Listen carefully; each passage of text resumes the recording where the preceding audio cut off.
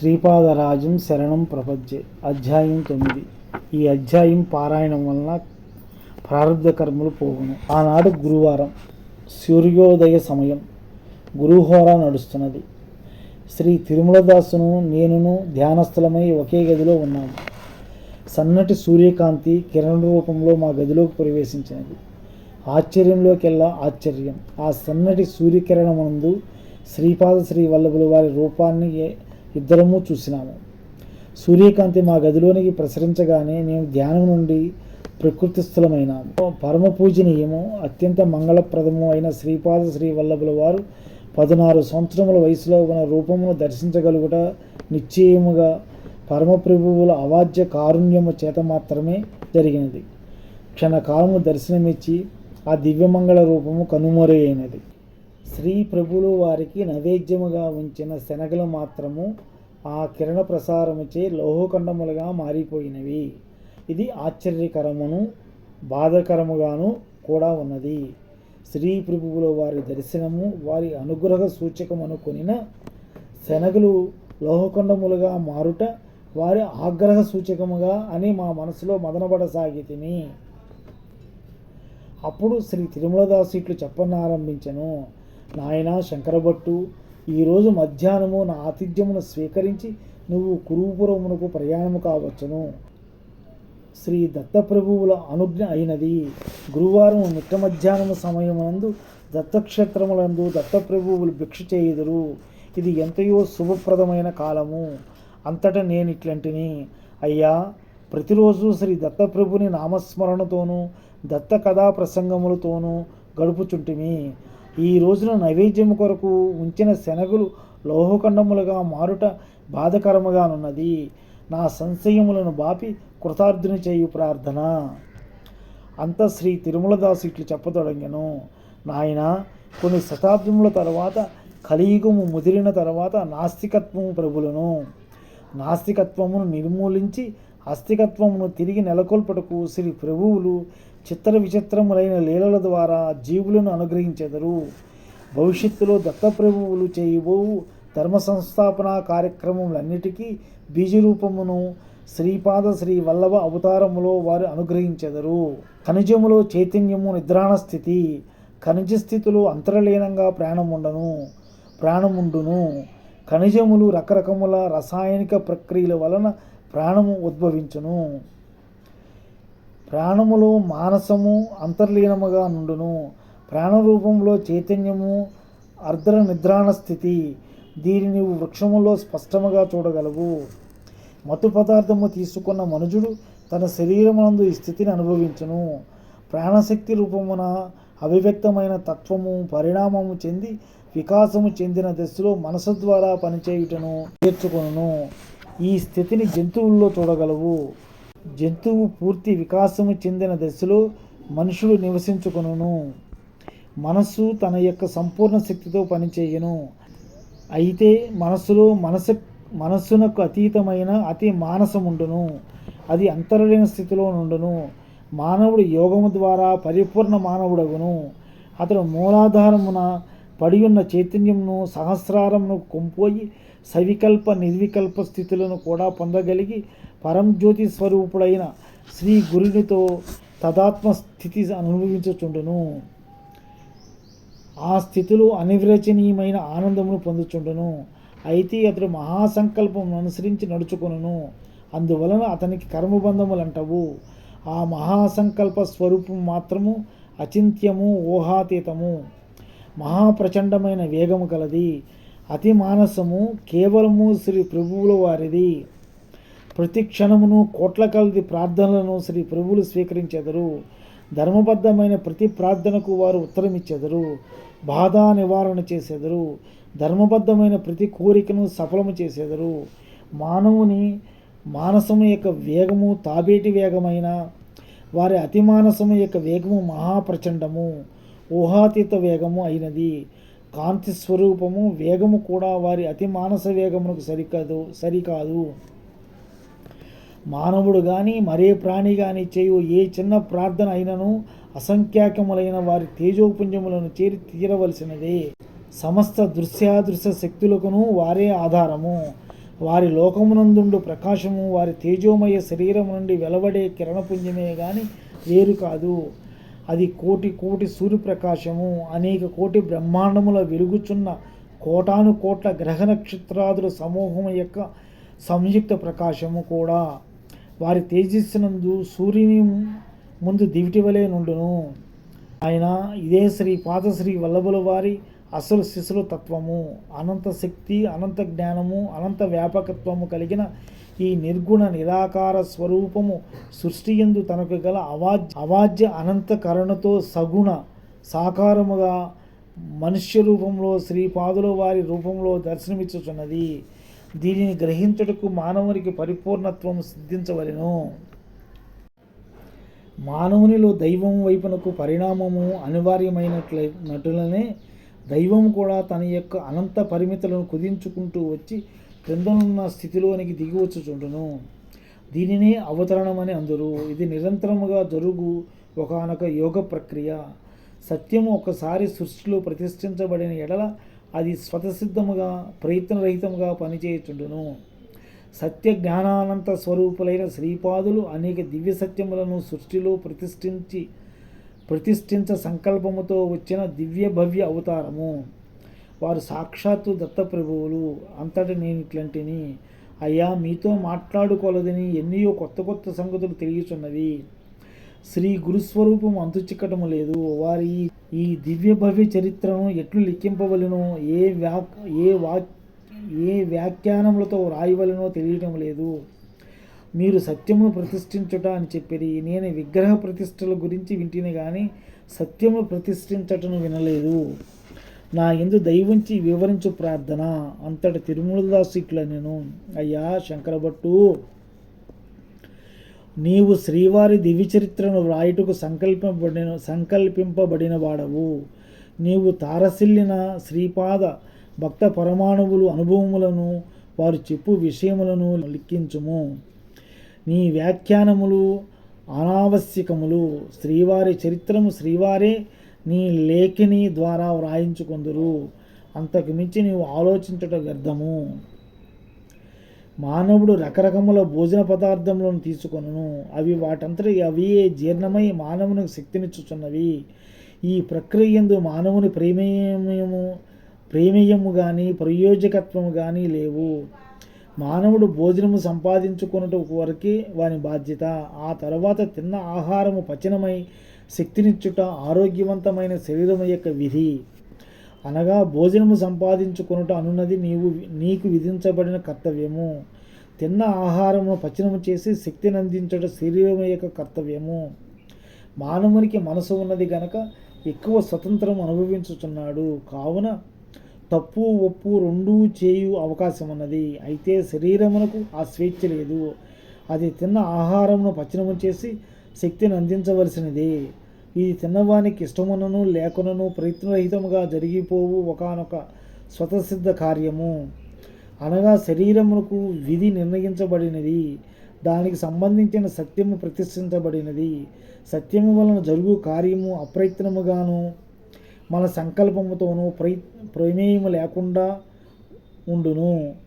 ప్రకృతిలో అనగా ఈ సృష్టిలోని చర్యలు ప్రతిచర్యలు సత్యమును ఆధారముగా చేసుకుని జరుగుతుండును. సూర్యాస్తమయములు, ఋతుచక్రములు, గ్రహ నక్షత్రాదులు, గతులు ఈ రకముగా జరిగి తీరవలసినదే. ఇది అనులంఘనీయమైన శాసనము. అనగా ఇవి మరొక విధముగా జరుగు స్వతంత్రము వాటికి ఇయ్యబడలేదు. సర్వవ్యాపకత్వము కలిగిన ప్రభువు కూడా సృష్టి యందలి ప్రాణుల యందు దయగలవాడై తాను నిర్ణయించిన విధిని కొంత సరళము చేయుచుండును. కృతయుగమునందు సర్వమును సంకల్ప మాత్రమున సిద్ధించుచుండును. త్రేతాయుగమును యజ్ఞయాగములు చేయుట వలన సిద్ధించుచుండును. ద్వాపరయుగమును మంత్ర అస్త్ర ప్రయోగము వలన సిద్ధించుచుండును. కలియుగమున తంత్రశాస్త్రమునకు ప్రాముఖ్యత లేదు. ఈ యుగమున యంత్రము వలన సిద్ధించుచుండును. యంత్రముల వలన సిద్ధించుచుండును. యుగధర్మములను బట్టి సరళీకరణము కావించబడినది. మానవుల శక్తియుక్తులు తగ్గుచున్న కొలదియు సరళీకరణ విధానము నిర్ణయించబడినది. 3 అహోరాత్రములు ఏకధారిగా శ్రీపాశ్రీ వల్లభుల స్మరణ చేయుచు వారిని ధ్యానించు వారికి శ్రీపాదులు శరీరులుగా దర్శనమిచ్చి ధన్యులను చేసెదరు. మానవుడు పతనముగుటకు 1,00,000 మార్గములను అనుసరించిన ఎడల వారిని ఉద్ధరించుటకు దైవము 10,00,000 మార్గములను అనుసరించును. శ్రీ దత్తప్రభువు తన అంశావతారముల చేతను సిద్ధులు, యోగులు, అవధూతలు, మహాసిద్ధుల ద్వారాను ఈ సృష్టి పాలన చేయుచుండును. పూర్వయుగములందరి శ్రీ దత్తులు వారైనా శ్రీపాదుల వారు అనే సంకల్ప సంశయము నీ మనసులో బీజరూపము ఉన్నది. దానిని నివారణ చేయుటకే శ్రీపాదుల వారు నైవేద్య రూపముగానున్న శనగలను లోహపు శనగలుగా మార్చది. అనసూయమాత లోహపు శనగలను తినుటకు యోగ్యమైన శనగలుగా మార్చినది. నీవెవరో కాదు సుమి, అలనాటి దత్తుడేనని గుర్తు చేయుటకే వారిట్లా చేసిరి.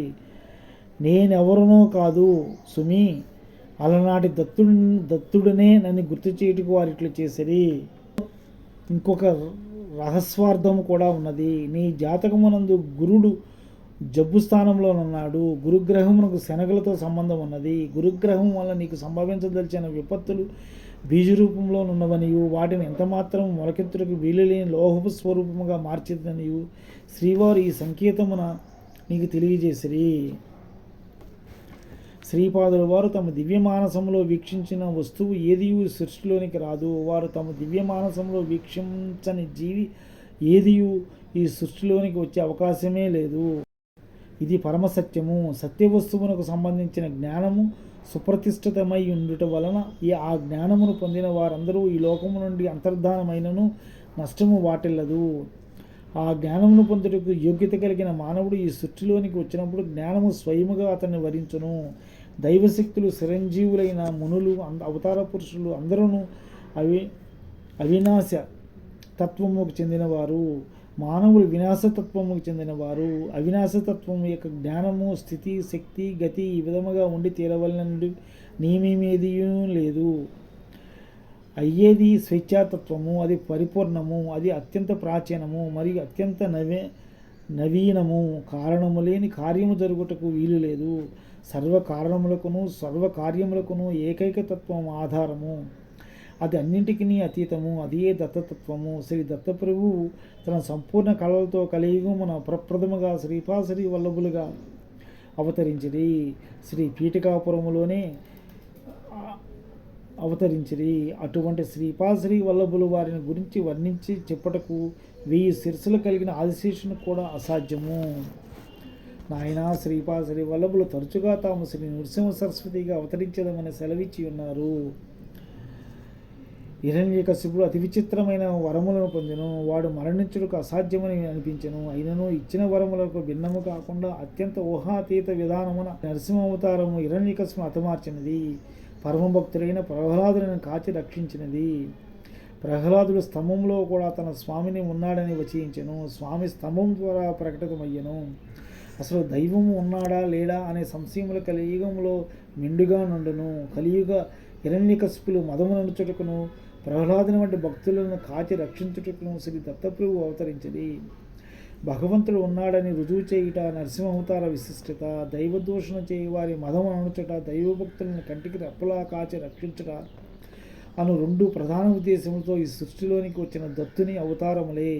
శ్రీ వల్లభులను, శ్రీ నృసింహ సరస్వతియును, శ్రీపాదుల వారికి వచ్చిన దత్తుని అవతారములే.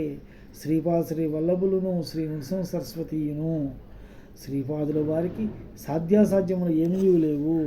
తిరుమలదాసు ఈ విధంగా చెప్పుతుండగా నా మనసున ఒక సందేహం వచ్చినది.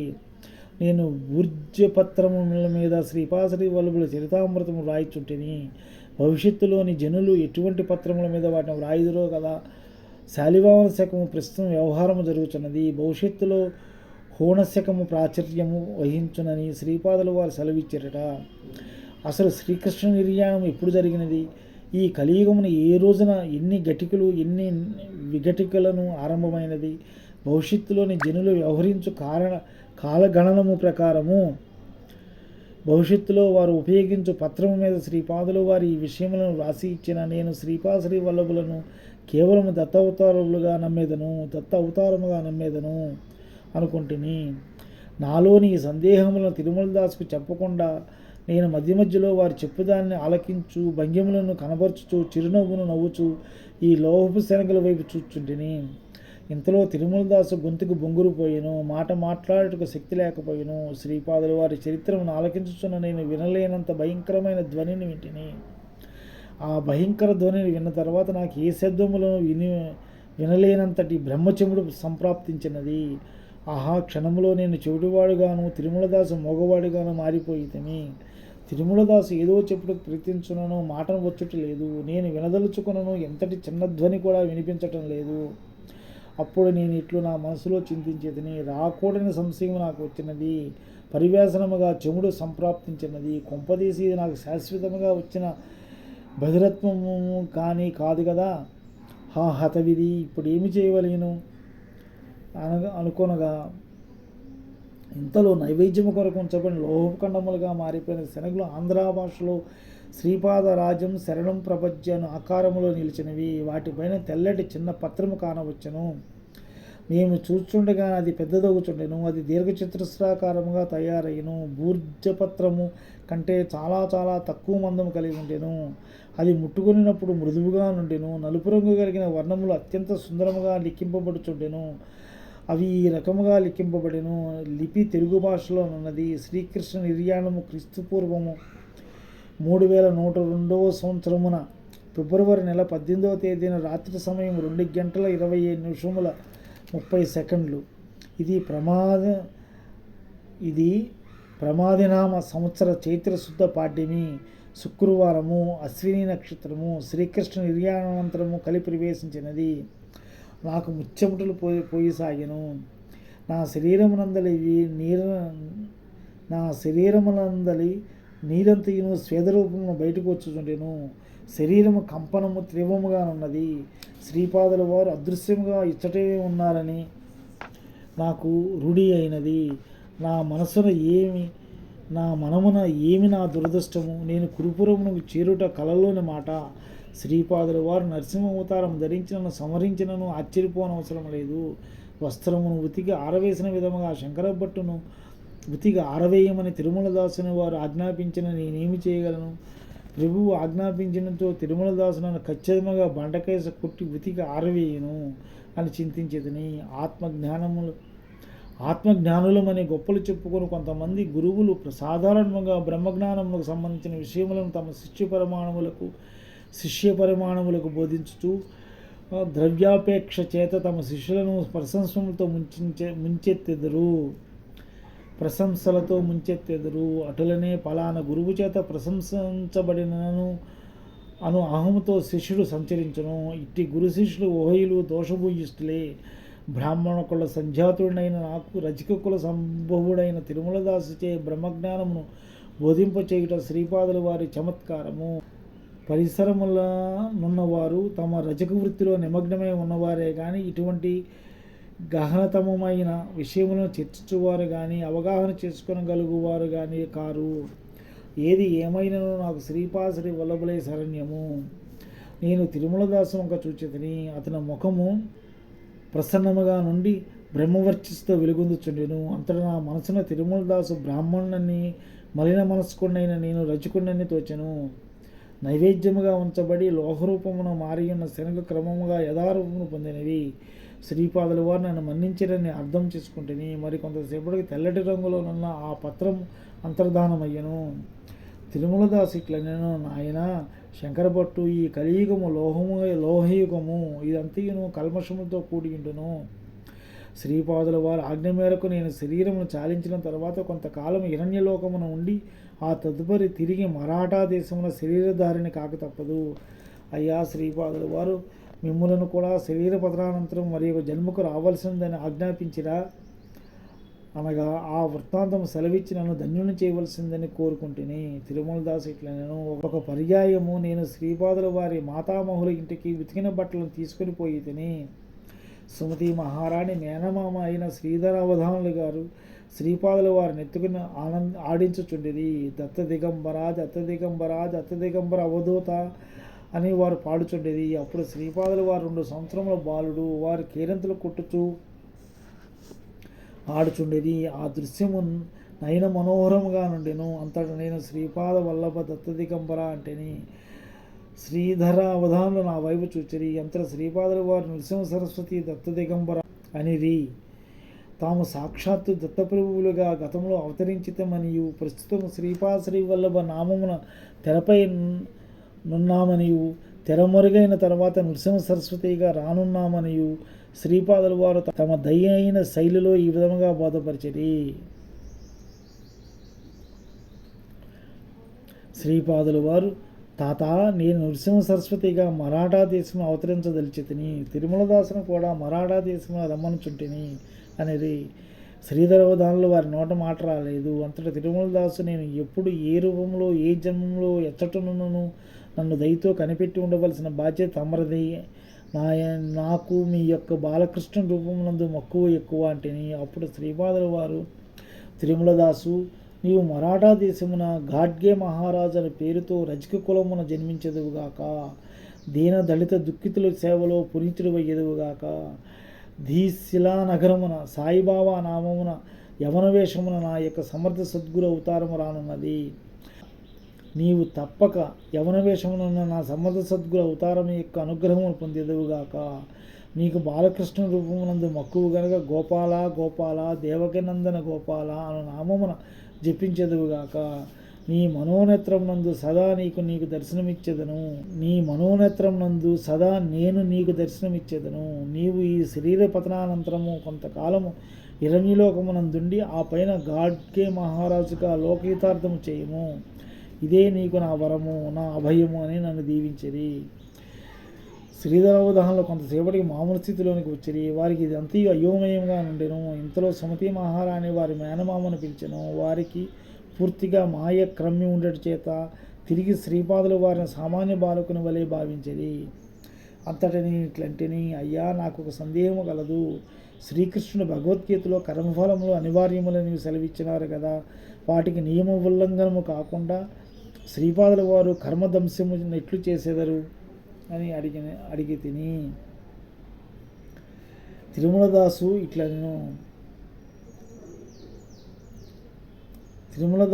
ఇట్లా నేను శ్రీకృష్ణుడు కర్మఫలితములను అనుభవించవలనని చెప్పిన కానీ జాగృతావస్థలోనే వాని అనుభవించవలనని చెప్పలేదు. వాని స్వప్నావస్థలో కూడా అనుభవింపవచ్చును. భౌతికముగా శరీరంతో అనుభవించవలసిన 10 సంవత్సరముల కర్మములను మానసిక క్షోభ వలనను స్వప్నములోనూ మానసిక బాధల వలనను కొద్ది గడియలలో అనుభవించి రాహిత్యమును పొందవచ్చును. సత్పురుషులకు యోగులకు దాన ధర్మములు సేవలు చేయటం వలనను దేవతా కైంకర్యము చేయటం వలన కూడా పాపకర్మ క్షయమగును. దేవతామూర్తులు పుణ్యస్వరూపములు. వాటి కైంకర్యము చేయటం వలన మన పాపములు వాటికి ఆపాదింపబడి వాటి పుణ్యము మనకు ఆపాదింపబడును. పుణ్యమూర్తులకు దాన ధర్మములు సేవలు చేయటం వలన కూడా ఇదే విధముగా బదలాయింపు జరుగును. సమర్థ సద్గురుని ధ్యానము చేయటం వలన ధ్యానశక్తి మధ్యమైన బదలాయింపు జరుగుచుండును. సద్గురువు తన శిష్యుని నుండి సేవలను గైకొని ఆ సేవా మధ్యమైన శిష్యుని పాపకర్మమును తాను స్వీకరించి తన తపఫలమును శిష్యునికి సంకల్పింపజేయును. పాపఫలమును ఎవరో ఒకరు అనుభవింపక తప్పదు. అయితే దేవతామూర్తులు, అవతార పురుషులు, మహా తేజోమూర్తులు కనుక వారు అగ్నిస్వరూపులు కనుక తాము స్వీకరించిన పాపకర్మములను వారు దగ్ధము కావించగలుగుదురు. వారికి మనము పత్ర ఫల పుష్పాదులు సమర్పించిన కూడా మన పాపకర్మములు వారి పుణ్యరాశి పరస్పరము బదలాయింపు జరుగుతుండను. మన అర్తి భక్తి శరణాగతి ఎంత తీవ్రముగా నుండును ఈ బదలాయింపు కూడా అంత తీవ్ర స్థాయిలో జరుగుతుండును. ఒక్కొక్క రూపము పర్యాయము తన ఆశ్రితుల పాపకర్మములను నిర్జీవ పదార్థములైన రాళ్ళు రప్పలు మొదలగు వానికి శ్రీపాదుల వారు బదలాయించుచుందురు. ఆ రాళ్ళు రప్పలను కొట్టుట ద్వారాను రకరకములు చిత్రమార్గముల ద్వారాను వారు ఆ కర్మఫలమును ధ్వంసం చేయుచుందురు. దీనికి నీకు ఒక చిన్న దృష్టాంతము చెప్పేదను, శ్రద్ధగా వినము. శ్రీపాదుల వారు పుట్టినప్పటి నుండి వారికి పాల సమస్య ఉండేది. సుమతి మహారాణికి తన బిడ్డకు కావలసినంత క్షీరధారలు లేకుండాను. వారి ఇంట ఒక ఆవు ఉండేది. వారింటనున్న కాలాగ్ని శమనదత్తునకు నైవేద్యముగా పెట్టుటకు స్వల్ప క్షీరము మాత్రము అవసరమవుతుండేది. ఆ ఆవు కేవలము ఆ స్వల్ప క్షీరమును మాత్రమే ఇచ్చుచు గోవత్సమునకు మాత్రము సంపూర్తిగా క్షీరమును ఇచ్చుచుండెను. అది ఒక వింత ప్రవృత్తిగా నుండెను. కాలాగ్ని శమన దత్తునికి నైవేద్యముగా నుంచిన ఆ స్వల్ప క్షీరమును ఒక్కొక్క పరి శ్రీపాదుల వారు నైవేద్యమునకు ముందే రహస్యముగా పూజామందిరమును చొరబడి త్రాగిడేవారు. అట్టి దినమున శ్రీ అప్పలరాజు శర్మ గారు దత్తపురుగునకు బెల్లము ముక్క నైవేద్యము నీడి నిరాహారముగా నుండేవారు. భర్త నిరాహారముగా ఉన్న రోజున సుమతి మహారాణి కూడా నిరాహారముగా నుండేది. ఒకవేళ నైవేద్యము పరిగింతము వరకు ఆగిన ఎడల శ్రీపాదులు వారికి ఆ క్షీరమును త్రాగిడేవారు. శ్రీపాదులు వారి ఆ క్షీరమును త్రాగిడేవారు. తమ వంశములోని ఇంతటి అపూర్వ దివ్య శిశువునకు చాలినంత క్షీరము కూడా ఇవ్వలేని స్థితిలో ఉన్నందుకు తల్లిదండ్రులు ఎంతయో విచారించేవారు. సమృద్ధిగా క్షీరమును ఇవ్వగల ఆవును శ్రీ అప్పలరాజు శర్మ గారికి ఇవ్వవలెనని వెంకటప్పయ్య శ్రేష్ఠియు నరసింహవర్మయు అనేక ప్రయత్నములు చేసిరి. కానీ అవన్నీను వ్యర్థమాయను. అప్పలరాజు శర్మ ఎట్టి పరిస్థితుల్లోనూ దానము స్వీకరించరు. అది ఆయన వ్రతము. దాన స్వీకరణ వలన పాపము చుట్టుకొనునని వారి అభిప్రాయము. వారు వేద పండితులు గనక వేద సభలు ఏమైనా జరిగినచో వేద సంభావన మాత్రమే స్వీకరించేవారు. వారికి పౌరోహిత్యం వలన రాబడి కూడా తక్కువ. వారు కేవలము వెంకటప్పయ్య సృష్టి గారికి నరసింహవర్మ గారికి మాత్రమే పౌరోహిత్యం చేసేవారు.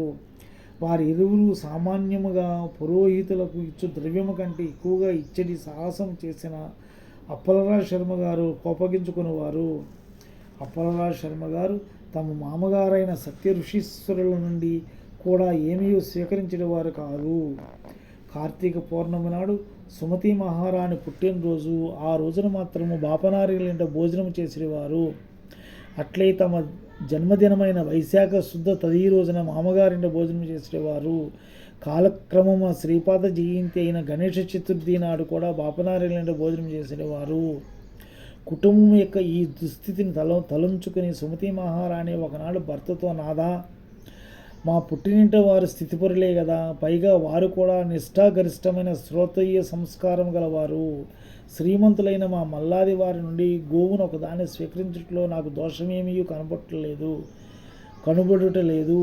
శ్రీపాదుని కడుపు నిండుగా క్షీరము కూడా ఇవ్వలేని స్థితిలో ఉన్నాము. మీరు సావధానముగా ఈ విషయం ఆలోచించవలసిందిగా నా మనవి అనెను. అంతటా అప్పలరాజు శర్మ ఇట్లనెను, సౌభాగ్యవతి, నీవు చెప్పిన విషయం బాగుగానే ఉన్నది. సత్య ఋషీశ్వరులు పాపరహితులు కావున వారి నుండి గోవును స్వీకరించడం వలన దోషమేమీ నేరదు. కానీ ఈ విషయమున ధర్మశాస్త్రం ప్రకారం ఆమోదము అత్యావశ్యకము. శ్రీపాదుడు దత్తవతారుడని మహానీయులు చాలామంది తెలిపి ఉన్నారు. శ్రీపాదుని జననమునకు పూర్వము నుండి ఇప్పటి వరకు అత్యంత ఆశ్చర్యకరమైన విషయములు నడుచుతున్నవి. ఇది దత్తుని యొక్క నవోవతారమే అయిన ఎడల మన ఇంటనున్న గోమాతయే సమృద్ధిగా క్షీరమనియవచ్చును కదా, లేదా నీకు క్షీర సమృద్ధి కలగజేయవచ్చును కదా. అదీనుగాక పెద్దవాడైన శ్రీధర రాజశర్మ అంధుడుగాను, చిన్నవాడైన రామరాజశర్మ కుంటివాడుగాను ఉన్నారే. శ్రీపాదులు వారిద్దరును అంగవైకల్యం నుండి విముక్తులు చేయవచ్చును కదా. నీవు ఈ విషయము మీ నాయనతో చర్చింపుము, లేదా శ్రీపాదుడిని అడుగుము. వచ్చి నా నియమము ఉల్లంఘింపబడి తీరవలసిన విషమ సమస్యను దైవము నాకు సృష్టించడం ఉచితము కాదు. సుమతి మహారాణి ఈ విషయమును తన తండ్రికి నివేదించెను. బాపనార్యులు మందహాసంతో ఇట్లన్రి, అమ్మని ఇది అంతయును శ్రీపాదుని విలాసమే. శ్రీపాదుడు సమస్యలను పరిష్కరించడంలోనే గాక సమస్యలను సృష్టించడంలో కూడా నేర్పరి.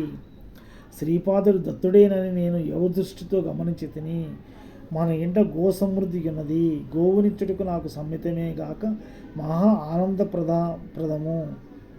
దత్తప్రభువునకు గోక్షీరము అత్యంత ప్రీతిపాత్రము. నీ భర్త చెప్పినట్లు ధర్మశాస్త్రం యొక్క ఆమోదము ఆవశ్యకమే.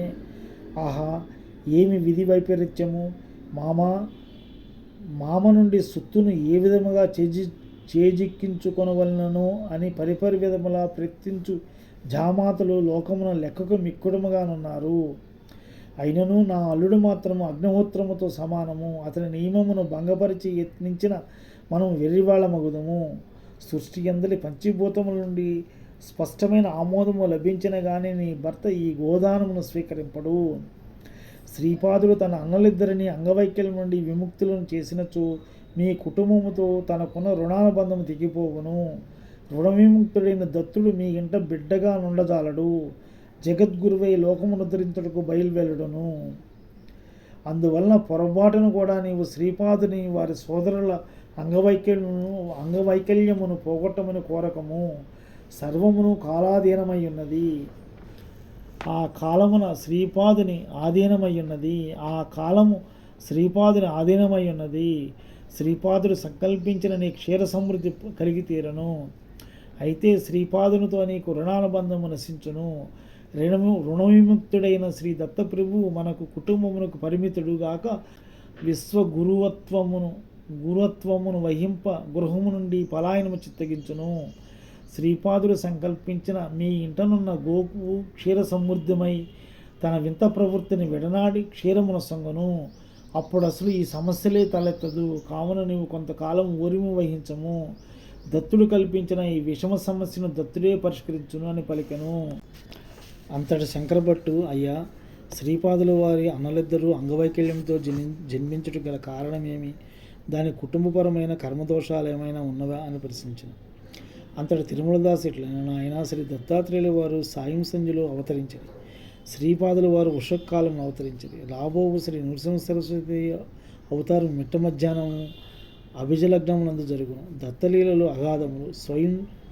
సాయం సంధ్య తర్వాత చీకటి ఆవరించను. జీవులు నిద్రావస్థలో నందురు. కావున దత్తవతారం యోగ సాధనలలోనూ పరిణామక్రమంలోనూ సంపూర్ణ బాధ్యతను తాను వహించి జీవులను సుఖనిద్ర పుచ్చనిది. ఎటు వెళ్ళవలనో, ఏమి చేయవలనో, పరిణామము ఏ దిశలో కదలవలనో జీవులకు అంతుపట్టని గాఢాంధకారము. జీవులకు తెలియకుండానే వారిలో పరిణామమును సాధించుట దత్తవతార విశిష్టత. జీవులు ఏ ప్రయత్నము చేయకయే లేదా స్వల్ప ప్రయత్నము చేతనే వారికి తెలియని రీతులలో అంత చైతన్యము యొక్క అగాధ లోతులలో నుంచి పరిణామము వైపునకు పయనించేది. ఇది కేవలము ఒక భూమండలమునకే పరిమితము కాదు. శ్రీపాదుల వారి ఆగమనము ఉషకాలమున జరిగినది. ఉషస్సునందు సూర్యభగవాన్ని సమస్త శక్తులను ఒక్కసారి విజృంభించి జీవులను పునీతులను చేయును. వారి ఆత్మ సూర్యునికి ప్రతీక. జీవులలోని వివిధములైన శక్తులు జాగృతమై వివిధ గతుల్లో నాట్యమాడుచు అనంత వైవిధ్యములో పరిణామము నందును. మధ్యాందిన మార్తాండుడు చండప్రచండమైన స్వరూపము. సూర్యుడు తన సంపూర్ణ శక్తులను విచ్చలవిడిగా సమృద్ధిగా వెదజల్లుచు జీవులను జాగృతము చేయుట నృసింహ సరస్వతి స్వామి వారి అవతార ప్రయోజనం. ఈ విషయములు వారి యొక్క విశ్వవ్యాప్త చైతన్యముకు సంబంధించిన విషయములు. అవతారమునకు శ్రీపాద శ్రీ వల్లభ అవతారమునకు మధ్య సమయమున కాళరాత్రి నడచినది. అది కేవలం మహా అంధాకార స్వరూపం. దానికి ప్రతీకగా పెద్దన్నగారైన శ్రీధర రాజశర్మ జన్మించింది. ఆ రాత్రి గడిచిన తదుపరి ఉన్న స్థితి సంశయములు, నాస్తికవాదములు, కుతర్కములు, వక్రభాష్యములు వగైరా ఉన్న స్థితి. దానికి ప్రతీకగా చిన్నన్నగారైన శ్రీరామరాజ శర్మ జన్మించింది. ఏ జీవి అయినను మహాంధకార సదృశ్యమైన తమస్సును విడనాడి కుతర్కములు, శంకలు, వక్రభాష్యములు మొదలైన వాటితో కూడిన మనస్సాంచల్యము స్థితిని అధిగమించిన తదుపరి శ్రీపాశ్రీ వల్లభుల అనుగ్రహము పొందగలరు. ఇదే దీనిలోని రహస్య విషయం. ఇవి జగత్తులోని జీవుల పరిణామముకు సంబంధించిన విషయములు. కుటుంబపరమైన కర్మదోషములు కూడా కలవు. శ్రీ అప్పలరాజు శర్మ గారు వెల్లనాటి మండలమునందలి వైదిక బ్రాహ్మణులు వారి కుటుంబమునకు గ్రామాధిపత్యం ఉండేది. కుటుంబపరమైన కర్మదోషములు కూడా కలవు. శ్రీ అప్పలరాజు శర్మ గారు వెలనాటి మండలమునందలి వైదిక బ్రాహ్మణులైనను వారి కుటుంబమునకు గ్రామాధిపత్యం ఉండేది. శ్రీపాదులు వారి తాతగారు అనగా పితామహులు అయినవల్లి గ్రామాధికారిగా నుండివారు. వారి కుటుంబంలో గ్రామాధిపత్యము జ్యేష్ఠ కుమారుని సంక్రమించుచుండను. శ్రీపాదుల వారి పితామహులు నామధేయము శ్రీధర రామరాజ శర్మ. గ్రామాధికారము కలిగిన బ్రాహ్మణులు రాజశబ్దమును తమ నామధేయమునకు చివర కలిగి ఉండుట వారి సంప్రదాయము. బ్రాహ్మణత్వమును సూచించినది శర్మ నామధేయము. గ్రామమునందు పంటలు పండినను పండకపోయినను జమీందారులకు పన్ను కట్టవలసి వచ్చేది. నిర్బంధముగా పన్ను వసూలు చేయవలసిన బాధ్యత గ్రామాధికారిపై నుండేది. అందువలన శ్రీధర రామరాజ శర్మ తన తన ఇష్టాయిష్టములతో ప్రేమ లేకుండా జమీందారు వారి ఆజ్ఞను అనుసరించి హింసా పద్ధతుల ద్వారా కూడా పన్ను వసూలు చేయవలసి వచ్చేది. అది వారి కర్తవ్యం, ధర్మము కూడాను. అయినను దైవము దృష్టిలో అది పాపకార్యమాయను. అప్పలరాజు శర్మ జ్యేష్ఠ భ్రాతకు గ్రామాధిపత్యం సంక్రమించను. తాతగారు చేసిన పాపకర్మల ప్రభావం వలన శ్రీపాదులు వారి పెద్ద సోదరుడైన శ్రీధరరాజ శర్మయు చిన్న సోదరుడైన రామరాజ శర్మయు అంగవైకల్యంతో జన్మించది. శ్రీపాద వల్లభులు సాక్షాత్తు దత్తవతారులైనను తాతగారు చేసిన ఆ స్వల్ప పాప కర్మముల ప్రభావమును తాము కూడా అనుభవించవలసి వచ్చినది. అందుచేతనే వారికి కూడా పాల సమస్య ఏర్పడినది. విశ్వప్రభువు తాను ఏర్పరిచిన నియమము సర్వులకును వర్తింపచేయును. తాను అవతారముగా వచ్చినను కూడా కర్మఫలితమును తాను కూడా అనుభవించుట మనకు మార్గదర్శకత్వం వహించుటకే. శ్రీ వెంకటపై శ్రేష్ఠియును శ్రీ వత్సాయి నరసింహవర్మయు శ్రీపాదుల వారిని తమ సొంత మనుముని వలె భావించువారు. అందువలన వారు శ్రీపాదుల వారి పాల సమస్యను తీర్చుట ఎట్లో అని దీర్ఘముగా ఆలోచించింది. వర్మగారు శ్రీ శ్రేష్ఠి గారిని పిలిచి, అయ్యా, దీనికి సరి అయిన ఉపాయము మీరే చేయవలసి ఉన్నది అని చెప్పేది. శ్రీ నరసింహవర్మ గారి వద్ద గాయత్రి అని పేరుగాంచిన గోమాత యొక్క సంతతి కలదు. దానిలో సర్వశుభ లక్షణములున్న ఒక గోవును వర్మగారి నుంచి శ్రేష్ఠి గారికి క్రయము పొందినారు. విక్రయించగా వచ్చిన ధనమును వర్మగారు తమ వద్ద భద్రముగా ఉంచిరి. ఇంతలో వర్మగారింట పౌరోహిత్యము నిమిత్తము అప్పలరావు శర్మ గారు వచ్చిరి. వారికి ఈ గోవిక్రయ ధనమును వర్మగారు వసంగిరి. పౌరోహిత్యం జరుపునప్పుడు సామాన్యముగా సంభావన నిమిత్తము ఇవ్వబడిన మొత్తము కంటే ఇది చాలా ఎక్కువగా ఉండేది. అప్పలరాజు శర్మ గారు ధర్మబద్ధముగా తాము తీసుకోవలసిన ద్రవ్యమును మాత్రమే తాము తీసుకొని మిగతా ధనము తిరస్కరించింది. అంతటా వర్మగారు తాము కూడా మిగతా ధనము తీసుకోవడానికి అంగీకరింపలేదు. సుక్షత్రియ వంశంలో జన్మించిన నేను దానం ఇచ్చిన సొమ్మును తిరిగి స్వీకరింపజాలనండి. ఈ తగాద శ్రీ బాపనార్యుల వద్దకు వచ్చినది. శ్రీ బ్రాహ్మణ పరిషత్తు సమావేశమైనది. సభలో శ్రీ బాపనార్యులు ఇట్లు ప్రకటించింది, అప్పలరాజు శర్మ నిరాకరించిన ఈ మొత్తమును తీసుకున్నట్టుకు ఇష్టపడేవారు తీసుకునవచ్చును. అనేక మంది బ్రాహ్మణులు ఆ మొత్తమును తమకు ఇప్పించవలసిందని పోటీ పడజొచ్చింది. ఇది అంతయును విడ్డూరముగానున్నది. తరుణ వయస్కుడైన పాపశాస్త్రి అయిన బ్రాహ్మణుడు శ్రీపాదుడు దైవాంశ సంభవుడు కాడు. దైవమే అయిన ఎడల ఈ విచిత్ర పరిస్థితి ఎలా దాపరించను? శ్రీదత్తుడే అయినచో తన ఇద్దరు సోదరులను అంగవైకల్యం నుండి ఎలా కాపాడడు? జరిగిన కొన్ని సంఘటనలను కేవలము యాదృచ్ఛికములు, గోరంతలను కొండంతలుగా చేసి చెప్పుట మహానేరము. నేను దత్తభక్తుడును, శ్వేతార్క రక్షణ కూడా గురువు నుండి పొందినవాడును. ప్రతిరోజు ఎంతయో జపం చేసుకొనుచున్నాను. నేను ఎటువంటి దానమును స్వీకరించినను మలినమంటదు. యోగ్యుడైన నాకు ఈ ధనమును ఇప్పించవలసినది అని అడిగాను. బ్రాహ్మణ పరిషత్తు పాపయ్య శాస్త్రికి ఈ ధనమును ఇప్పించను. ఆ ధనము ఒక మంచి గోవును సంపాదించుకున్నట్టుకు తగినంత ధనము. సభ ముగిసిన తదుపరి విజయగర్భంతో పాపయ్య శాస్త్రి ఇంటికి పోయిను. అప్పుడు వాని మేనమామ తన ఇంట నుండిను. ఇరువురికి ఇష్టాగోష్ఠి జరిగిన. భోజనము చేసి వెళ్ళమని పాపయ్య అడిగను. అతడు తాను సంవత్సరమునకు ఒకే ఒక పర్యాయము భోజనము చేసేదనియు, ప్రస్తుతము తన మేనల్లుని ఇంట భోజనము చేయుటకు వీలు పడదనియు చెప్పి శీఘ్రంగా వెడలిపోయాను. మేనమామ వెళ్ళిపోయిన తర్వాత పాపయ్య సులోచనగా కూర్చుని ఉండేది. అతని భార్య వచ్చి, స్వామి, ఇప్పుడు వచ్చిన ఈ మేనమామ గత సంవత్సరం చనిపోయిన మీ సొంత మేనమామను అచ్చుగుద్దినట్లు పోలియుండలేదా అనెను. పాపయ్య ఉలిక్కిపడెను. తనకు ఒకే ఒక మేనమామ ఉండేవాడు. అతడును గత సంవత్సరము పరమదించెను. ఇప్పుడు ఈ మేనమామ ఎవడు? తన బుద్ధి ఎంత భ్రమలో చిక్కుకున్నది. తనకు మేనమామ వరుసైన వాళ్ళు మరికొందరున్నను. వారెవరునూ ఇతనిని 100కి 100 పోలి ఉండలేదు. చనిపోయిన తన మేనమామయ్యకు ప్రేతాత్మన తాను చూచినది. అతని గుండె వేగముగా కొట్టుకుని ఆరంభించాను. తనకు భూతప్రేత పిశాచములతో ఎట్టి మంత్రతంత్ర ప్రమేయం కూడా లేదు. తాను ఉపాసించి దత్తుని అనుగ్రహం నుండి తాను పతనమగుచుండినా రానున్నది తనకు చెడుకాలమా? మేనమామ వెళ్ళిపోవచ్చు, నీవు స్వల్పకాలంలోనే నిన్ను కలుసుకొనగలనని ఆశించున్నాను. నీవు స్వల్పకాలంలోనే నన్ను కలుసుకొనగలవని ఆశించుచున్నాను అని చెప్పిన మాటలు అతని మనస్సును పరిపరి విధములా బాధింపదొడిగిన. తాను అనతి కాలంలోనే మరణించిన తన మేనమామను పరలోకంలో కలుసుకొనుటకు పోనున్నాడా అతని గుండె బరువెక్కాను. ఓం ద్రాం దత్తాత్రేయాయ నమః అని అతడు జపించుకున్నాను. ఆ రోజు జపమును ఏకాగ్ర చిత్తముతో చేసుకొనలేకపోయాను. శ్రీ కుక్కటేశ్వర ఆలయమనందలి స్వయంభూదత్తుని దర్శించుకుండకపోయాను.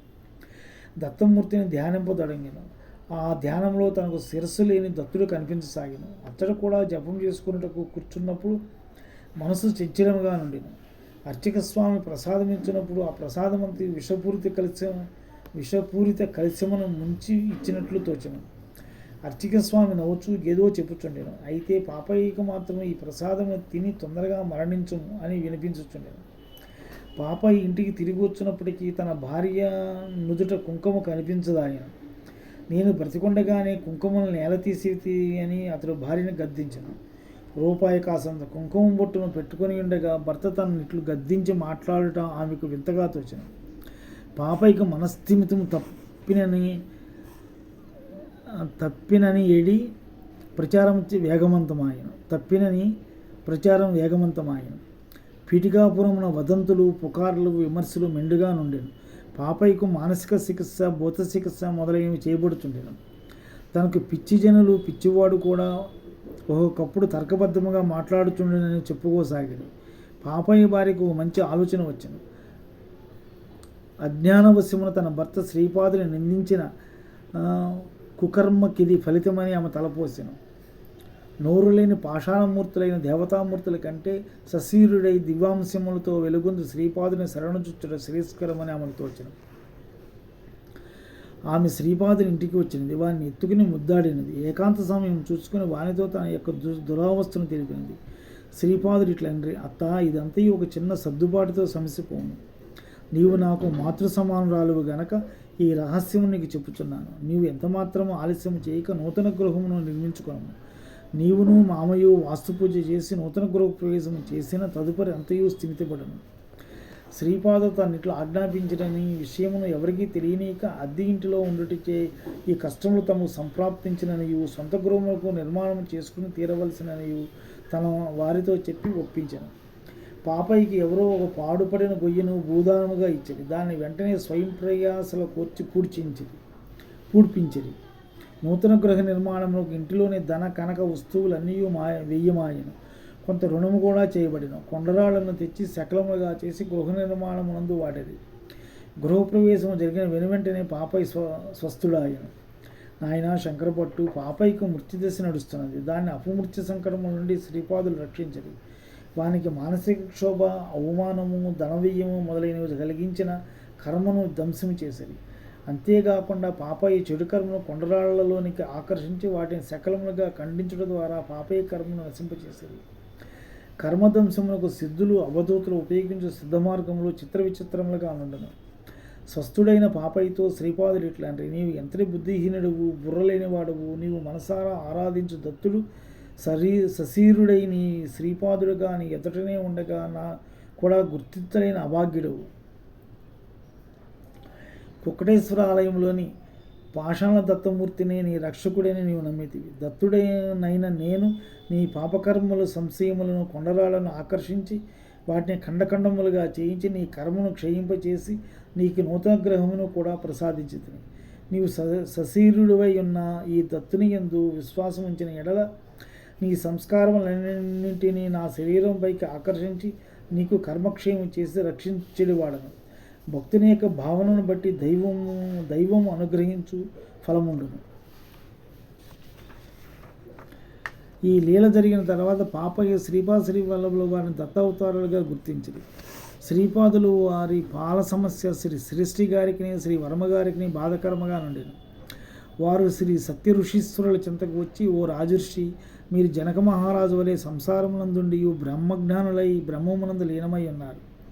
మాదొక చిన్న విన్నపం, మీరు దాన్ని ఆమోదించవలసిందని అడిగారు. దానికి బాపనారీలు, విన్నపం ఏమిదో తెలియకుండా ఆమోదం తెలుపుటెట్లు, మీరు నిస్సంకోచముగా విషయం తెలియజేయుడు అని. నేను అది ధర్మబద్ధమైన ఎడల ఆమోదించి తీరేదను అన్నది. అంతర శ్రీ శ్రేష్ఠి, నేను శ్రీ వర్మ వద్ద నుండి గాయత్రి యొక్క సంతతికి చెందిన శుభలక్ష్మణ సన్నిమిత్తమైన గోవును క్రయము పొంది ఇంటిని. మా కుల పురోహితులైన శ్రీ అపర్రాజ్ శర్మ గారికి దాన్ని ఈదలిచితిని. ఆ గోక్షీరము శ్రీపాదుల వారు సేవకు వినియోగమైన ఎడల అంతకంటే మేము కోరదగినది ఏదీ లేదండ్రి. శ్రేష్ఠి మాటలను ఆలకించిన బాపనారీలు సరి ఆ గోమాతను మా గృహమునకు తోలుకొని రండు, దానిని అప్పలరాజునకు ఇచ్చు ప్రయత్నం చేసేదాం. శుభలక్షణములతో కూడిన గోమాత అప్పలరాజు ఇంట నుండుట దాతకు గ్రహీతకు కూడా విశేష శ్రేయస్కరం అని వచయించింది. గోమాత బాపనారీల ఇంటికి తీసుకుని రాబడింది. దాన్ని దానముగా స్వీకరించడానికి అప్పలరాజు నిరాకరించింది.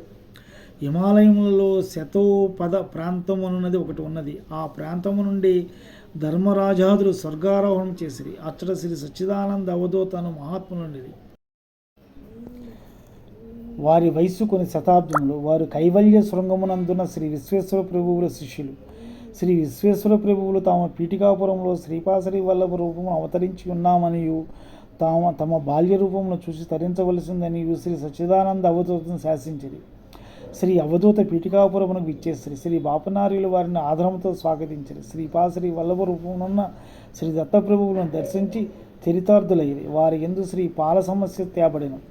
శ్రీ అవధూత అప్పలరాజు శర్మ గోదానమును స్వీకరించి తీరవలననియు శ్రీపాదులు వారు సాక్షాత్తు దత్తప్రభువు అనియు వ్యర్థములైన నియమములతో దత్తప్రభువులకు క్షీరము నొసంగు మహత్తర సేవను పోగొట్టుకొనకూడదనియు నొక్కి ఒక్కాణించను. బ్రాహ్మణ పరిషత్తు శ్రీపాదులు వారి దత్తుడైనని చెప్పుటకు సాక్ష్యములను అడిగిరి. పంచభూతములచే సాక్ష్యమును ఇప్పించదననియు ఆ అవధూత అనిరి. యజ్ఞము ప్రారంభమాయను. భూమాత సాక్ష్యము పలికెను. శ్రీపాదుల వారు శ్రీ దత్తులే గనక అప్పలరాజు శర్మ గోదానము స్వీకరించుట దోషము కాదు. మామగారు అల్లునికి ప్రేమపూర్వకముగా నిచ్చున్నది దానముగా లెక్కకు రాదు గనక సత్య ఋషీశ్వరుడు శ్రేష్ఠి నుండి దాన్ని దానముగా తీసుకుని అల్లునికి కానుకగా ఇవ్వవచ్చును. ఇది భూమాత వచనము. యజ్ఞము ప్రారంభమైన తర్వాత యజ్ఞ ప్రాంతము మినహాగా మిగతా ప్రాంతంలో వర్షము కురియుచుండెను. ఇది రెండవ సాక్ష్యముగా స్వీకరించబడిన. యజ్ఞనందు అవిస్సులు అగ్నిదేవుడు స్వయముగా స్వీకరించి గోదానము దోషయుక్తము కాదని వివరించను. ఇది మూడవ సాక్ష్యముగా స్వీకరించబడిన.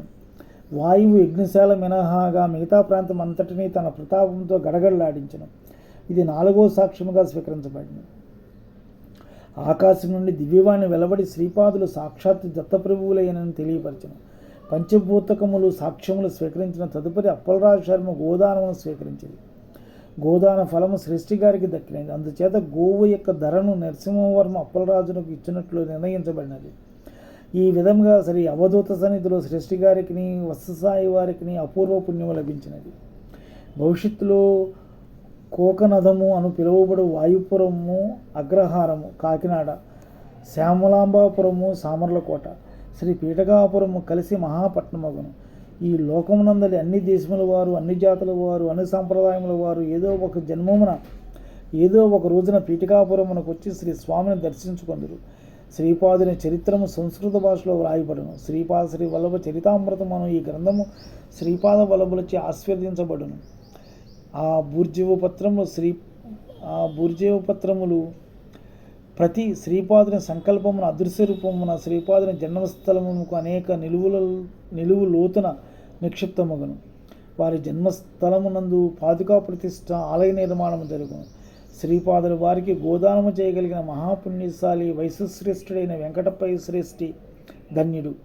వారి కుటుంబమున సిరి సంపదలకు లోటు ఉండదు. వారి హిరణ్యలోకమునందు కొంతకాలం ఉండిన తర్వాత మరాఠా దేశమున ఐశ్వర్యవంతులైన వైశ్య కుటుంబమునందు జన్మించి శ్రీ నృసింహ సరస్వతి అవతారమును కూడా దర్శించగలరు.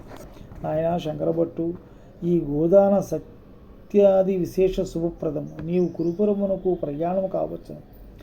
నిన్ను శ్రీపాద వల్లభులు సదా రక్షించుదురుగాక. శ్రీపాద శ్రీ వల్లభులకు జయము జయము. శ్రీపాద శరణం ప్రపంచే. 9వ అధ్యాయం సమాప్తం.